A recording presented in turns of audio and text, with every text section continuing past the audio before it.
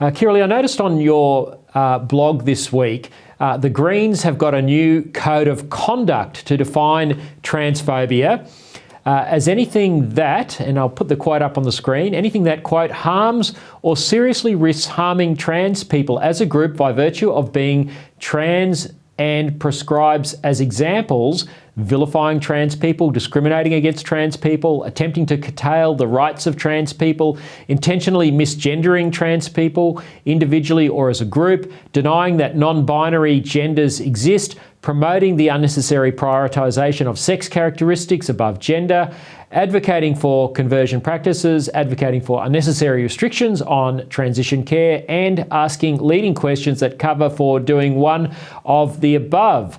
Now, Kirralie, normally, you wouldn't take the Greens that seriously, but what we've seen over the last couple of decades is so much of their wacky stuff has actually found its way into law. Why should we be concerned about such a code of conduct that's now being put forward by the Greens? Because they're falsely labelling truth speech as hate speech and vilification, and it is utterly ridiculous and insane. And the average Australian almost laughs in disbelief that some of these things are already being practiced, because of anti-discrimination legislation in this country. But there's no such thing as misgendering. There's correctly sexing a person. We all have that innate ability to look at someone and know immediately whether they're male or female. And to call them such is not a hate crime, is not vilification. It's simply speaking the truth. And in many cases, it's self-protection, particularly for women in vulnerable spaces where there's males. And we have that ability right from the earliest, ages of childhood to be able to correctly sex people. And now these sort of attitudes that the Greens have been weaponised in law to intimidate, harass and threaten and silence people, and it's unacceptable. And quite frankly, Australians need to wake up and oppose these extremist, ridiculous views before more people are dragged before the courts. Yeah, if a code of conduct like that, and as you say, some of what's in that code of conduct already is covered by anti-discrimination laws, but this code does take it further. It would completely outlaw the conversation you and I are having today. Yeah, correct, Lyle. And, it's not going to stop me, and I'm pretty sure it's not going to stop you.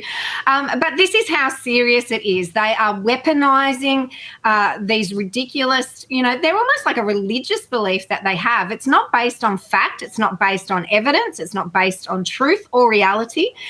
Yet they are so determined to make these anti-women in particular views mainstream and part of legislation, and we must oppose it at every turn. Yeah, absolutely. Now, Kirralie, just before we go, it has been in the public arena that there's been an apprehended violence order against you that's been reported again recently. What can you tell us? I know that you're subject to some areas where you need to be cautious because of legal reasons, but what can you tell our audience about where things are at in terms of what's happening to you?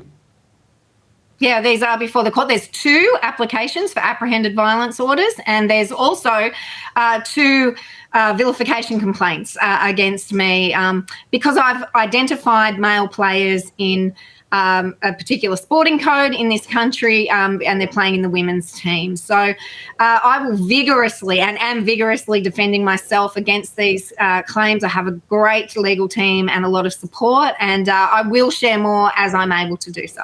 No, good on you, Kirralie.